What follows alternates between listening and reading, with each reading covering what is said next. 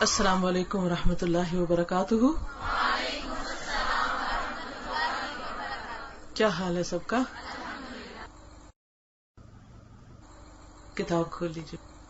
علم حاصل کرنے کے لیے اہم ترین چیز کیا ہے؟ یکسوئی. ایک ہی آواز ہے سب طرف سے، یکسوئی. تو یکسوئی کے لیے کیا ضروری ہے؟ خاموشی. اور صرف زبان کی خاموشی یا اور خاموشی بھی؟ بدن کی خاموشی بھی.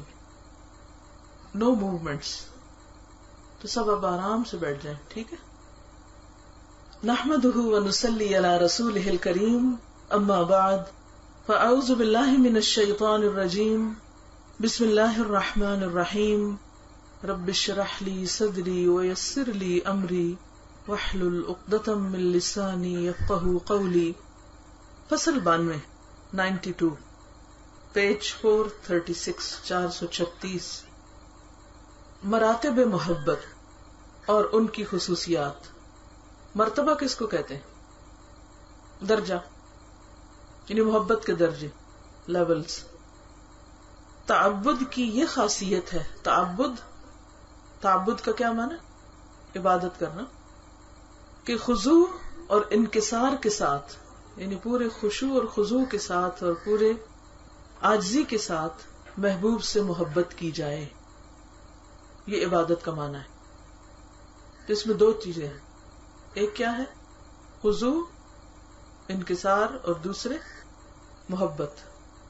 اور محبوب کے سامنے اپنے کو ذلیل اور حقیر اور بے قدر اور بے توقیر کر دیا جائے. اور انسان کے لیے لازم ہے کہ یہ کام صرف اور صرف وہ اپنے رب کے لیے کرے، کسی اور کے لیے نہیں. آدمی جب کسی سے محبت کرتا ہے، محبوب کے سامنے خضوع انکسار ظاہر کرتا ہے، تو اس کا قلب اس کی عبادت کرتا ہے، یعنی اس کا غلام ہو جاتا ہے. محبت کے آخری درجے کا نام ہی تعبد ہے، اور محبت کے اس درجے کا نام عربی میں التطیم بھی ہے. محبت کے ابتدائی درجے کو علاقہ کہتے ہیں. علاقہ کس سے ہے؟ روٹ کیا ہے اس کا؟ عین لام قاف. کیا معنی ہوتا ہے؟ علاقہ کس کو کہتے ہیں؟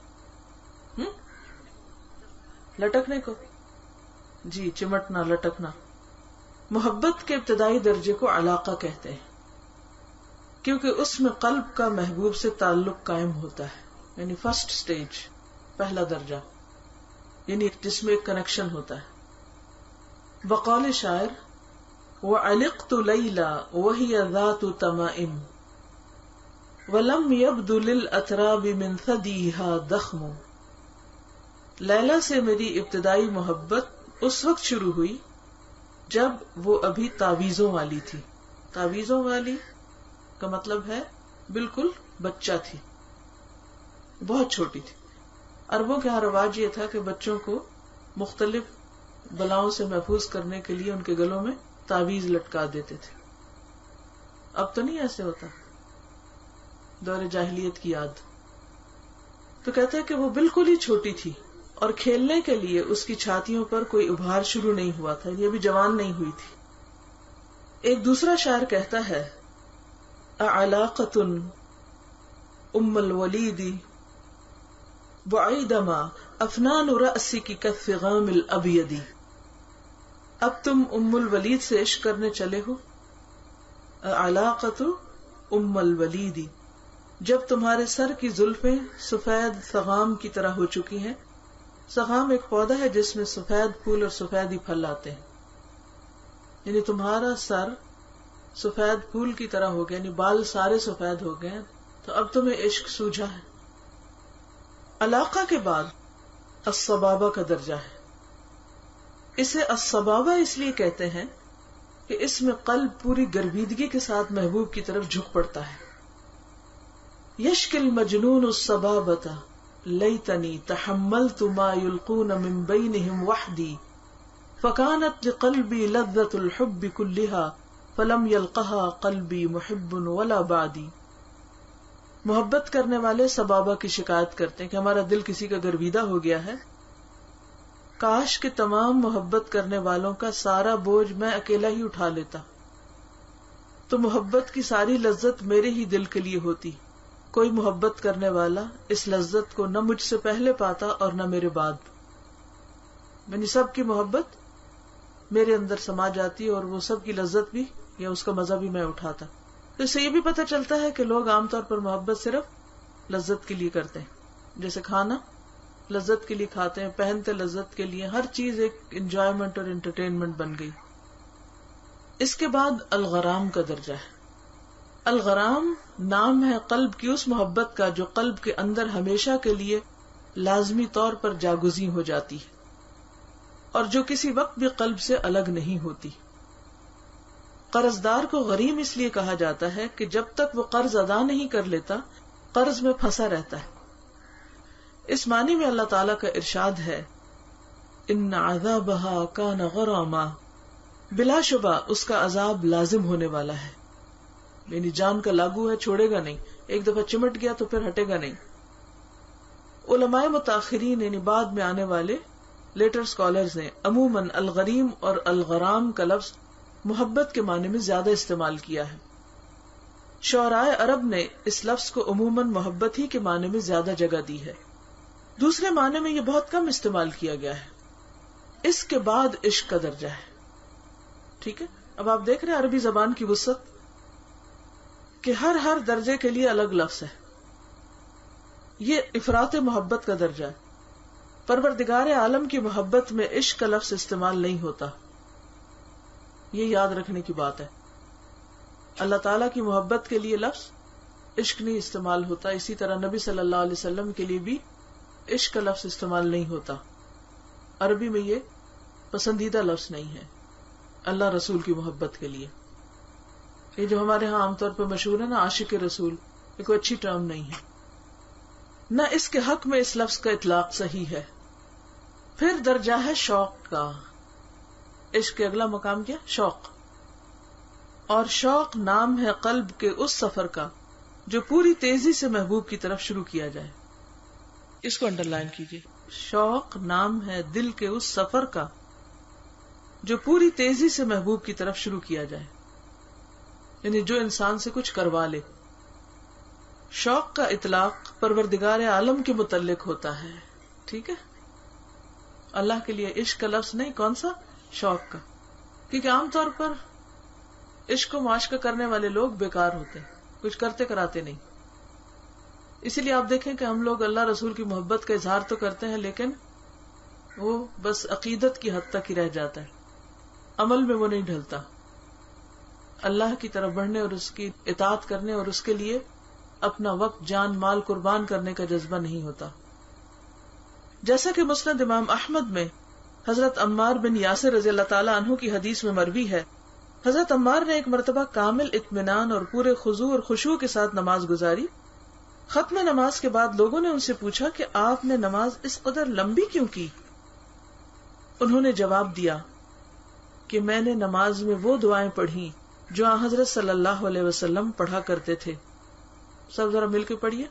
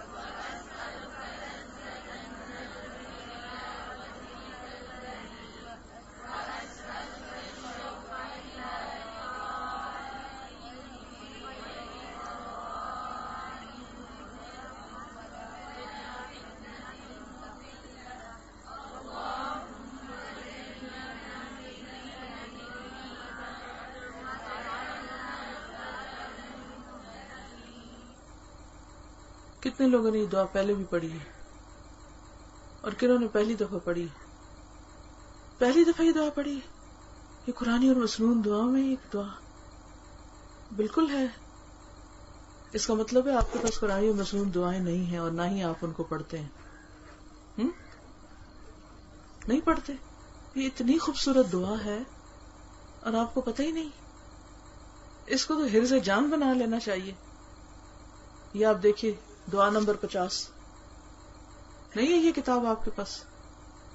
یہ تو اتنی میری پسندیدہ ترین دعاؤں میں سے اور بطور خاص میں نے اس کو اس میں ڈالا.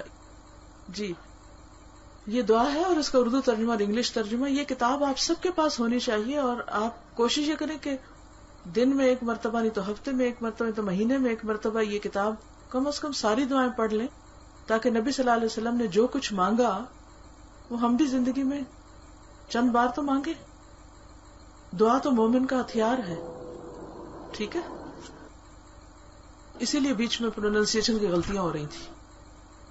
میں غور سے سن رہی تھی کہ کیا پڑھتے ہیں کیونکہ اگر میں کہہ بھی دوں میں پڑھ کے سنا بھی دوں ایک روا روی میں تو آپ بعد میں یاد تھوڑی کریں گے. اللہم انی اسألک بعلمک الغیب وقدرتک علی الخلق احینی اذا کانت الحیات خیرا لی وتوفنی اذا کانت الوفاة خیرا لی. اللہم انی اسألک خشیتک فی الغیب والشہادہ واسألک کلمۃ الحق فی الرضا والغضب واسألک القصد فی الفقر والغنى واسألک نعیما لا ينفد واسألک قرۃ عین لا تنقطع واسألک الرضا بعد القضاء واسألک برد العیش بعد الموت واسألک لذة النظر الى وجهک الکریم واسألک الشوق الى لقائک فی غیر ضراء مضرة ولا فتنة مضلة. اللہم زیننا بزینة الایمان واجعلنا ہداة مہتدین. مسند احمد. اتنا خوبصورت معنی ہے اس کا. اے اللہ میں تجھ سے علم غیب کی برکت سے اور مخلوق پر جو تیری قدرت ہے سوال کرتا ہوں. یعنی تیری قدرت کا وسیلہ لے کر تجھ سے سوال کرتا ہوں. جب تک زندگی میرے لیے بہتر ہے مجھے زندہ رکھ اور جب تو جانے کہ میرے لیے موت بہتر ہے تو مجھے موت دے دے. اے اللہ میں چھپے اور ظاہر تجھ سے تیرا خوف مانگتا ہوں اور خوشی اور غصے میں کلمہ حق کہنے کی تجھ سے توفیق مانگتا ہوں اور محتاجی اور آسودگی میں تجھ سے درمیانی رفتار مانگتا ہوں یعنی اعتدال. اور تجھ سے ختم نہ ہونے والی منقطع نہ ہونے والی نعمت مانگتا ہوں یعنی جو نعمت کبھی بھی ختم نہ ہوگی وہ نعمت مانگتا ہوں اس کا سوال کرتا ہوں. اور تجھ سے آنکھوں کی ٹھنڈک مانگتا ہوں اور تجھ سے تیرے فیصلے کے بعد راضی ہونا مانگتا ہوں. تجھ سے تیرے فیصلے کے بعد راضی ہونا مانگتا ہوں اور تجھ سے مرنے کے بعد عیش کی ٹھنڈک مانگتا ہوں اور تجھ سے تیرے رخ کی طرف دیکھنے کی لذت مانگتا ہوں یعنی تیرے چہرے کی طرف دیکھنے کی لذت مانگتا ہوں اور تیری ملاقات کا شوق مانگتا ہوں. والشوق الی لقائک. تو اس کانٹیکس میں یہ دعا آئی ہے. وہ شوق جو تکلیف دہ ایذا رسانی اور گمراہ کرنے والے فتنے سے پاک ہو. اے اللہ تو ہمیں ایمان کی زینت سے آراستہ کر اور ہمیں ہدایت کرنے والے اور ہدایت پائے ہوئے بنا دے یعنی دوسروں کو بھی ہدایت دے اور خود بھی ہدایت پر ہوں. ایک دوسرے اثر میں ایک دوسری روایت میں یہ الفاظ ہیں طال شوق الابرار الى وجهك وانا الى لقائهم اشد شوقا. تیری ذات کے لیے ابرار کا شوق بہت طویل ہے. ابرار نیک لوگ. اور میں تیری ملاقات کا بہت شائق ہوں شوقین ہوں.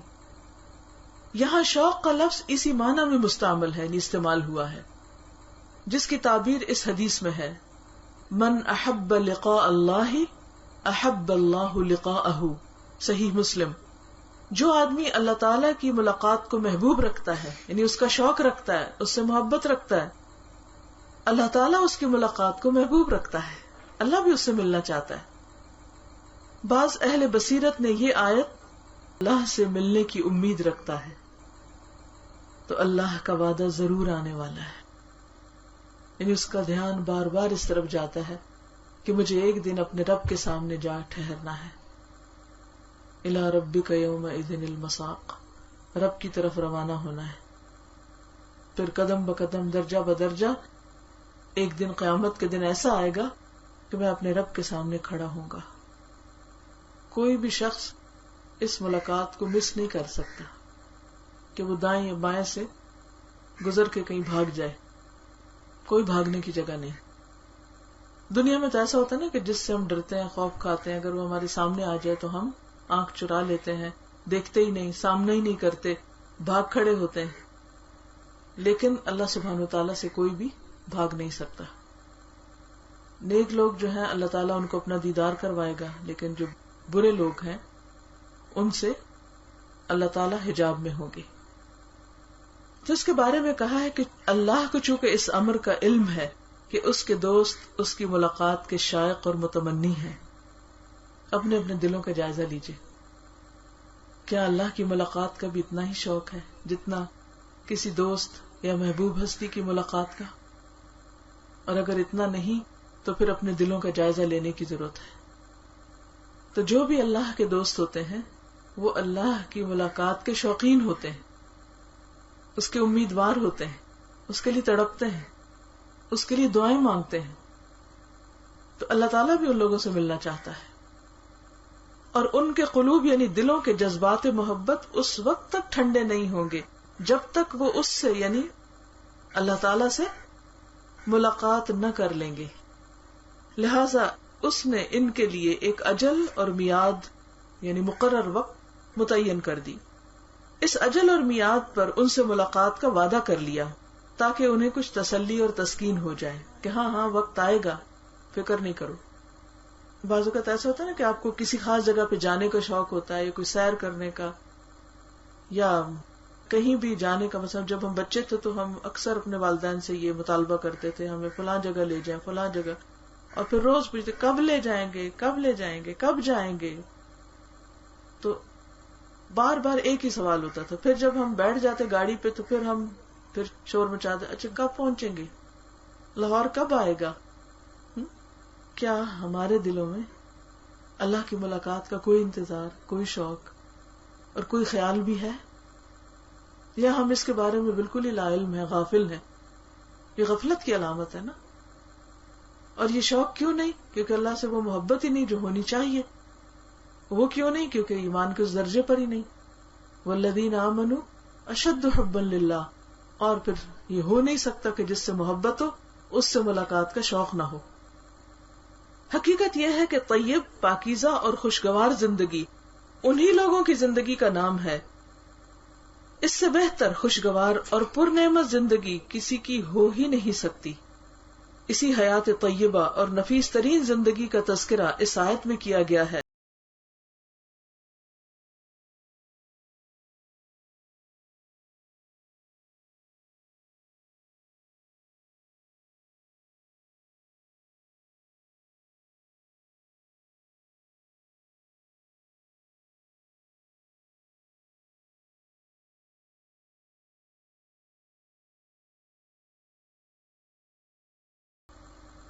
جس نے بحالت ایمان نیک کام کیے، عمل صالح کی، اچھے اچھے کام، خواہ وہ مرد ہو یا عورت ہو. عورت کا الگ خاص طور پر ذکر کیا گیا. ہم اسے پاکیزہ زندگی عطا کریں گے. اس زندگی سے وہ زندگی مراد نہیں جو اہل ایمان اور اہل کفر میں اور ابرار و فجار میں مشترک ہے. مثلا اچھا کھانا ملے، اچھا لباس اور اچھا کپڑا ملے، اچھی عورت سے نکاح ہو، یہ چیزیں تو اللہ کے دشمنوں کو بھی حاصل ہیں، بلکہ بمقابلہ اللہ تعالیٰ کے دوستوں کے اللہ تعالیٰ کے دشمنوں کو زیادہ حاصل ہے، کیونکہ انہیں صرف دنیا میں ہی ملنا ہے. اسی آیت میں اللہ تعالیٰ نے اس امر کی ضمانت دی ہے اور وعدہ کیا ہے کہ وہ عمل صالح کرنے والوں کو حیات طیبہ اور خوشگوار زندگی سے نوازے گا. یقیناً اللہ تعالیٰ اپنے وعدے کا سچا ہے، وہ کبھی اپنے وعدے کے خلاف نہیں کرے گا. انسان کو اس سے بڑھ کر کون سی زندگی چاہیے کہ اس کی ساری توجہات اللہ ہی کی طرف ہو جائیں اور صرف اسی کی رضامندی اور رضا جوئی کی طرف متوجہ ہو جائیں.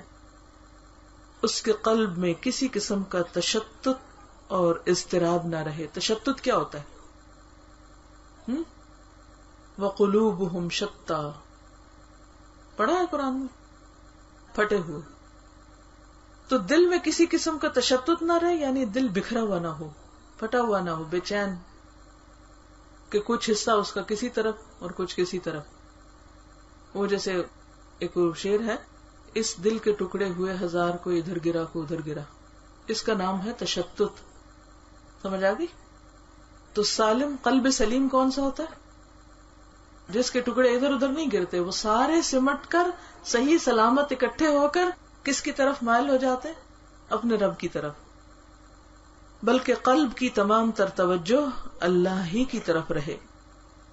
اس کے تمام افکار جو منقسم اور منتشر ہوتے ہیں اور ہر وادی میں پراگندہ صورت میں گھومتے پھرتے ہیں, وہ صرف خدائے واحد پر, اس کی رضامندی اور رضا جوئی پر مجتمع ہو جائیں, اور وہ صرف اپنے محبوب اعلیٰ ہی کا ذکر کرتا رہے, اور اس پر محبت خداوندی, شوق لقاء محبوب اعلیٰ.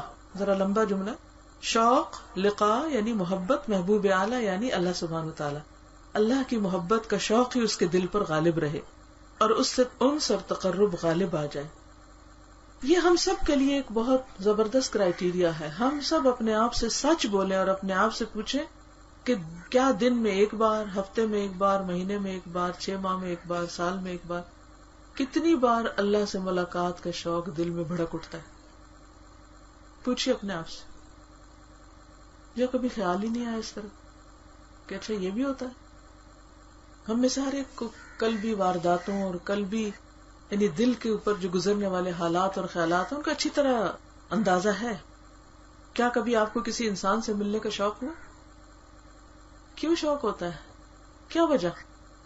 کیونکہ آپ اس سے محبت کرتے ہیں, اور ہم اللہ سے بھی محبت کا دعویٰ کرتے ہیں, اللہ سے محبت کی باتیں بھی تو بڑی کرتے ہیں, لیکن اس سے ملاقات کا شوق کیوں نہیں؟ اس کی طرف دھیان کیوں نہیں جاتا؟ اور پھر کیا یہ شوق ڈالا جائے گا یا کوئی چابی لگائی جائے گی تو وہ شوق کھل جائے گا اور باہر آ جائے گا؟ کیا کیا جاتا ہے؟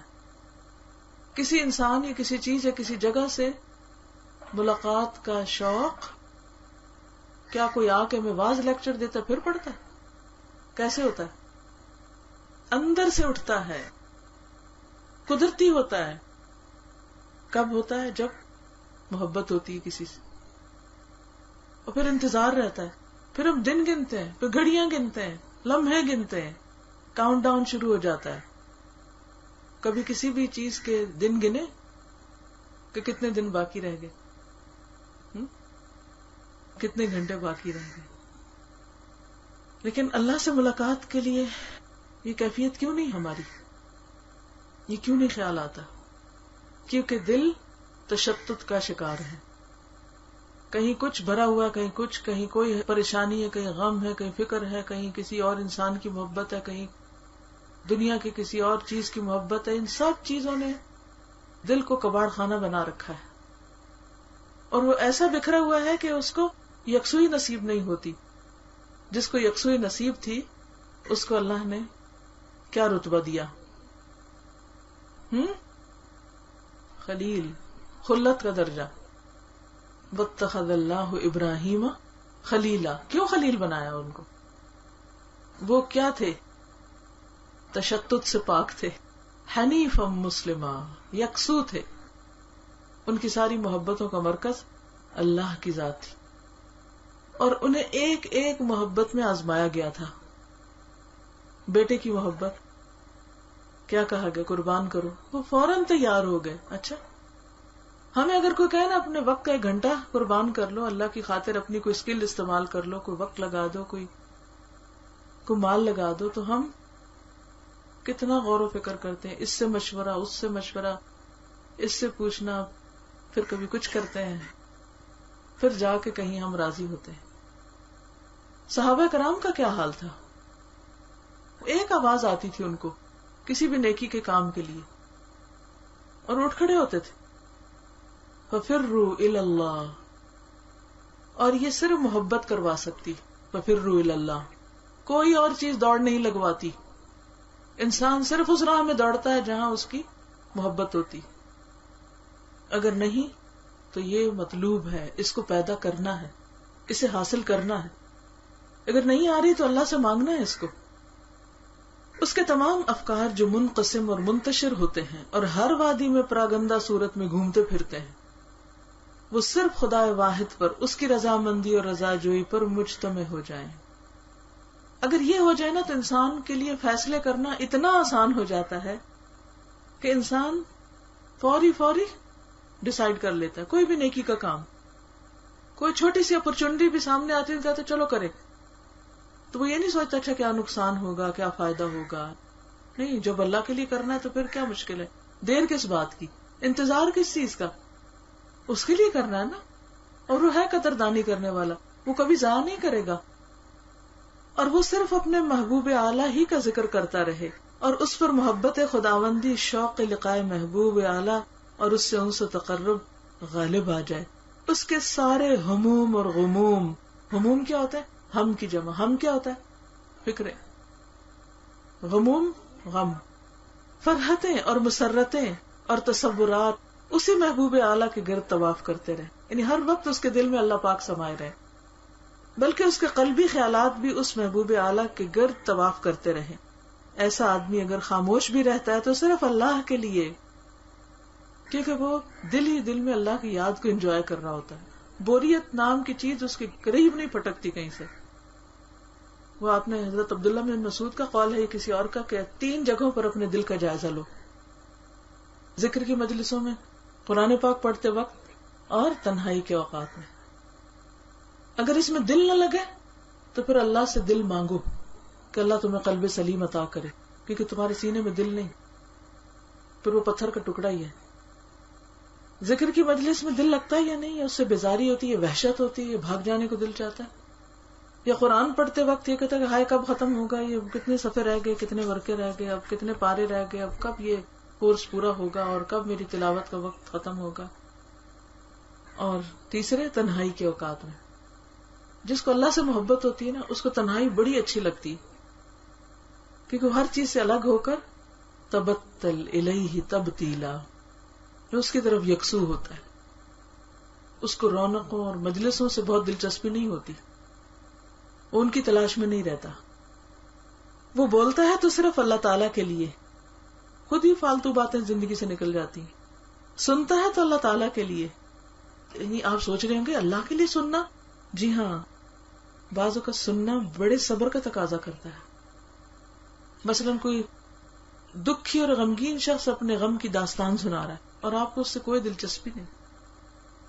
آپ کہتے ہیں کیا سما خراشی ہو رہی ہے، لیکن وہ بول رہا ہے اور اس کا کتھارسس ہو رہا ہے اور اس کا بوجھ ہلکا ہو رہا ہے اور وہ سارا کچھ آپ پر انڈیل رہا ہے اور وہ بوجھ اٹھانا ایک بہت مشکل کام ہوتا ہے، لیکن پھر بھی آپ پوری یکسوئی اور تحمل سے اس کی بات سنتے ہیں. تو کس کے لیے سن رہے ہیں؟ دنیا کا تو کوئی فائدہ نہیں اس میں. ہاں، ہو سکتا ہے آپ کی جاب ایسی ہو کہ جس کا ایک حصہ ہو کہ آپ لوگوں کی کاؤنسلنگ کریں اور اس پر آپ 1-1 گھنٹے کے پتہ نہیں ہزاروں چارج کرتے ہو. ایسے لوگ تو بہت آرام سے سن لیتے ہیں پورا گھنٹہ.